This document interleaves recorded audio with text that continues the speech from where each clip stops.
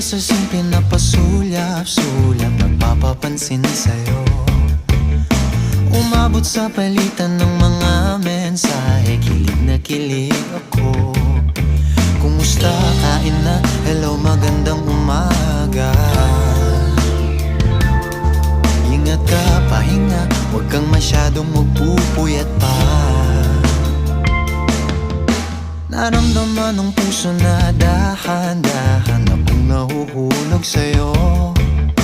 Sa kada araw natin na pag-uusap, meron nang